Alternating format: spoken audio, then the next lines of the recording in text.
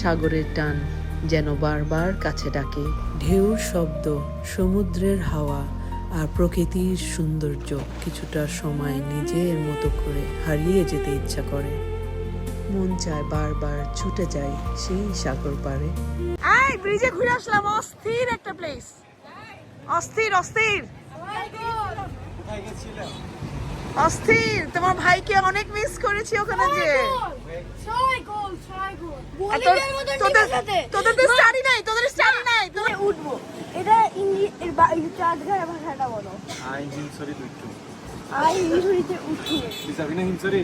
হ্যাঁ যাবো। চল। না কইও ওই যাই। ওই যাই না। কুরাসাও কুরাসাও কুরাসাও কুরাসাও মুরগির বাচ্চা, ওটারে কুরাসাও। একটা দেশের নাম কুরাসাও। আচ্ছা, ব্রাজিল ফ্যানদের অনেক দুঃখ। ওরা দুজন কি তোমার মাথা খাইছে?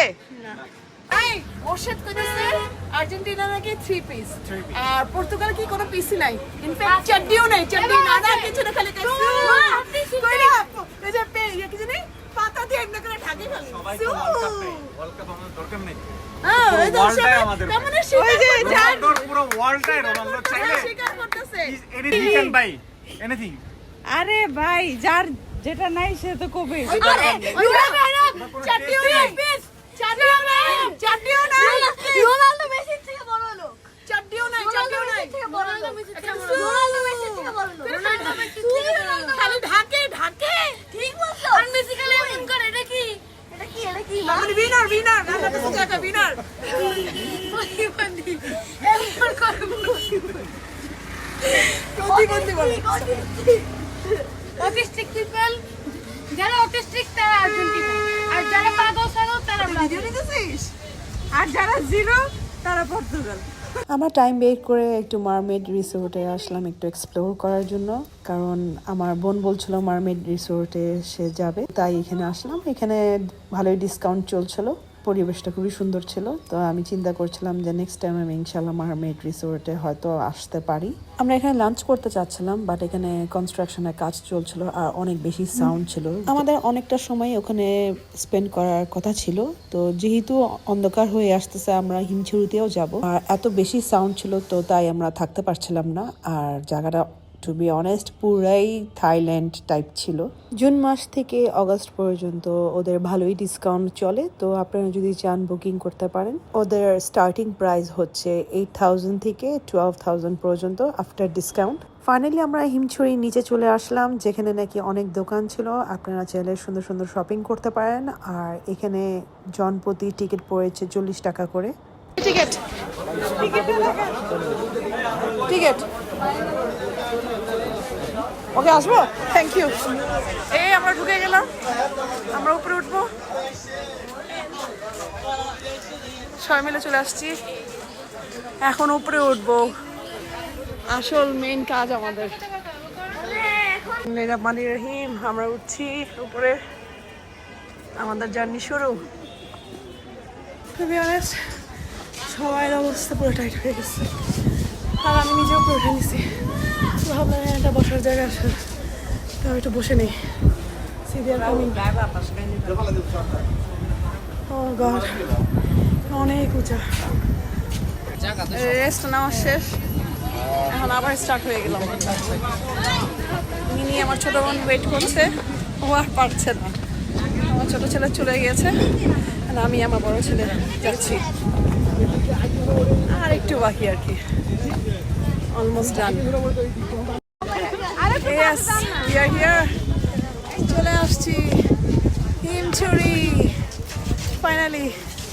কি রাফাজ, কি অবস্থা? Let's go, let's go. Rafan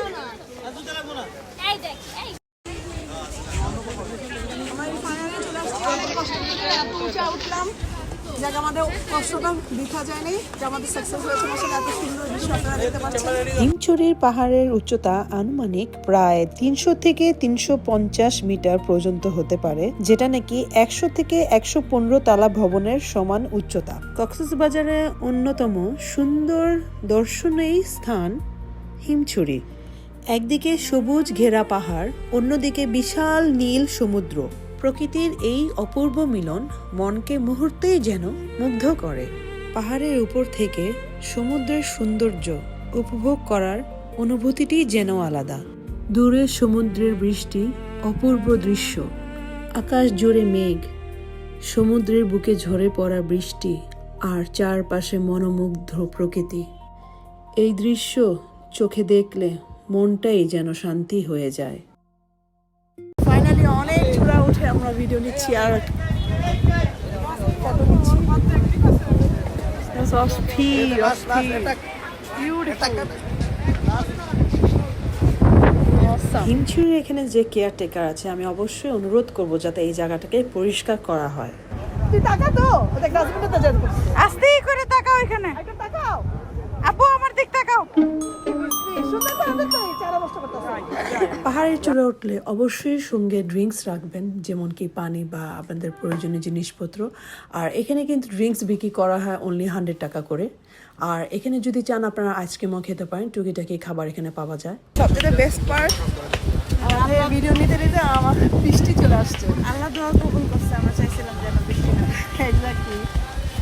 এতক্ষণ দূর থেকে দেখা বৃষ্টি যা চলে আসলো আমাদের মাঝে, এখন আমরা বৃষ্টিকেই উপভোগ করছি পাহাড়ের মাঝে। আমরা এতক্ষণ ভিজলাম, ভিজে টিজে এখন যাবো আর কি। তা আমাদের লাগেজগুলো, ব্যাকপ্যাকগুলো আমরা এইভাবে করে প্যাকিং করে রাখছি। Let's go guys.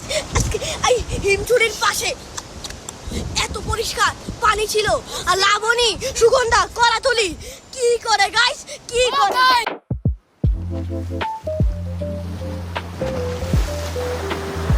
ভিডিও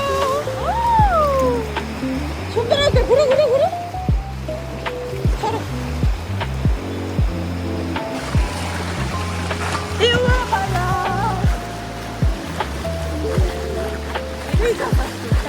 চল চল চল, অস্থির আসছে অস্থির অস্থির অস্থির। বৃষ্টির মধ্যে আমরা বৃষ্টির মধ্যে ভিজলাম। আমরা আজকে কোথায় ভিজলাম সেটা বলো। আমরা আজকে হিমছড়ির অপোজিটের বিচে ভিজছি। উফ অস্থির সেই পানি। সেই পানি। আর অ্যাকচুয়ালি সেই আমরা feeling। আমরা যখন ইয়ের থেকে দেখছিলাম, উপর থেকে যখন দেখছিলাম, তখন মনে হচ্ছিল যে আমাদের এখানে এসে ভিজা উচিত। আর ফাইনালি এটা আমরা করতে পারলাম, অনেক ভালো লাগছে। ওকে ওকে, দেখা হবে আবার নেক্সট কোনো ব্লগে। বাই।